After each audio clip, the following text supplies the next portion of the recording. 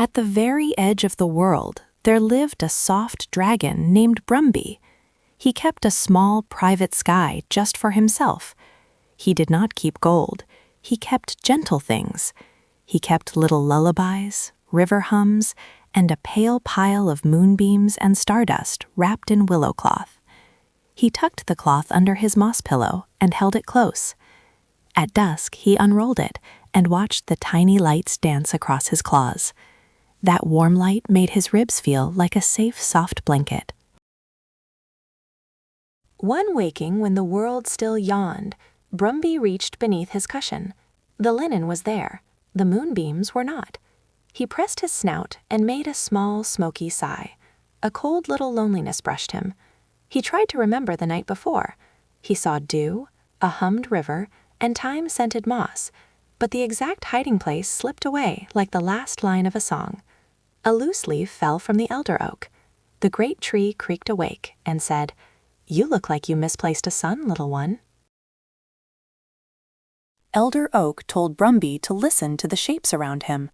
"Memory is a river, not a stone," the oak said, and pointed with a creaking branch toward the whispering forest. Barnaby tucked his scarf and padded out with slow, patient steps. The forest opened like a long, soft breath. Dew stitched silver across the moss. On a low boulder waited Lark the moon hare, ears like two small moons. She hopped once and left a ring of lighter moss. She looked at Barnaby with castle eyes and did not seem surprised. Barnaby walked slowly with his nose low.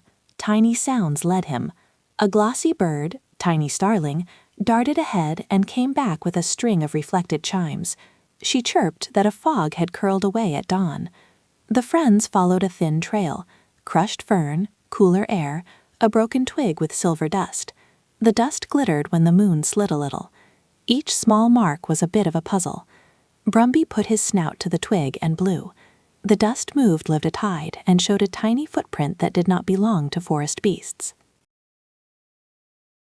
The path narrowed and the trees leaned close like listening hands. There, curled around a thin black stone, was Morrow. He looked like fog in mauve and silver, and he wore a tiny key that shimmered. He did not hide. His voice sounded like quiet rain when he said he had only borrowed the moonbeams. He thought keeping them hidden would keep them safe. Barnaby did not roar. He sat very still and listened to Morrow's soft, sad words. The air felt patient, and small birds stopped to weep. Morrow said he wanted to keep things safe by hiding them. Barnaby listened and then spoke in his slow, kind way. He said the moonbeams are company. They keep him warm in his dreams. If the light is hidden, it cannot sing him back to sleep. Barnaby did not blame Morrow. He said he understood why Morrow had done it. He also said some things are safest when friends remember them together, not when they are kept alone. Barnaby asked Lark to tell a story the forest would like. Lark hummed a looping riddle about a rabbit who lost his map and found a meadow by listening to crickets. Tiny starling trilled extra notes, and elder oak creaked in time. The whole forest made a gentle chorus. Barnaby breathed slow and even with the tune. His breath warmed the air. The fog around Morrow trembled like a cold jar meeting warm water. Morrow laughed, a small sound like leaves turning, and the fog began to loosen. Morrow curled and let go of a cool mist ribbon. Inside it glittered a sliver of moonlight. Then another came, and a faint hush of stardust. Barnaby did not grab. He coaxed each piece with gentle breath and soft humming. He used the same care he used to fold his scarf. Lark and tiny starling watched like small lights. The moonbeams felt glad to be told they were welcome.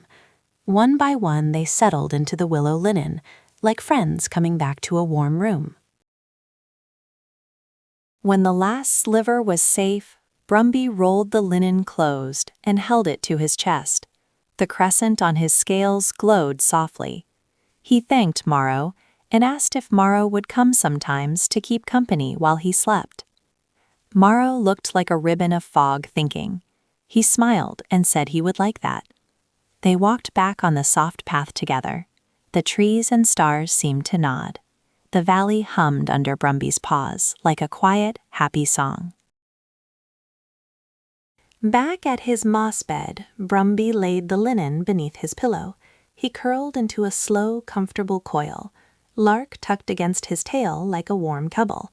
Tiny Starling hid a speck of stardust beneath her wing. Morrow drifted near the head of Brumby's nest like a gentle fog guard. Brumby hummed an old lullaby, and his whiskers trembled with sleep. The crescent over his heart pulsed, then kept a steady glow. Outside, the forest listened with all its leaves. When morning came as a soft idea, Brumby woke knowing the treasure was safe. It was the same moonlight, and richer because it had been found together. Morning comes soft. Brumby stretches and breathes a warm silver puff. He lays his linen on the moss and pats it like a friend. Lark hops close and polishes a bit of moonbeam with a careful paw. Tiny Starling tucks a speck of light under her wing and sings a bright note.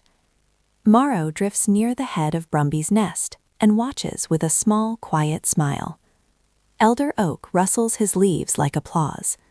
They move slowly and kindly.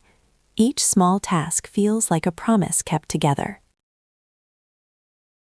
Brumby looks at Morrow and asks him to visit at night. Morrow pauses. Then he nods, like fog making a new shape. Brumby shows him how to hold a sliver of moonlight without closing it away. Lark tells a little riddle to guide the fog. Tiny Starling hums the tune that helps things come home. Morrow tries, and his fog loosens with laughter. Each small try brings back a bright piece. They clap and laugh quietly. The promise grows. Come and keep company, and share the remembering together. Night settles like a blanket. Elder Oak opens his arms and lets the low branches make a roof. Brumby, Morrow, Lark, and Tiny Starling sit close. Lark tells the riddle of the rabbit and the meadow. Tiny Starling adds quick, bright notes. Brumby hums the old lullaby. Morrow breathes, and ribbons of memory peel from the fog like glowing seeds. A silver bell sound returns to a young fox. The river hum comes back to a sleeping stone. Each small piece finds its home. The group smiles and keeps the rhythm gentle and slow. Morning after the story night, the valley feels different.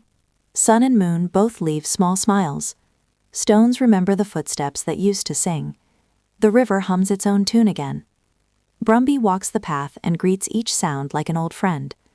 Lark hops ahead and leaves little rings of light on the moss. Tiny Starling darts to windows and brings back a tiny reflected chime. Morrow drifts at Brumby's shoulder and shines like a soft promise. Everyone moves with patient care. The world seems kinder when more eyes keep watch. Brumby curls and falls into a soft sleep. His whiskers tremble with a small dream.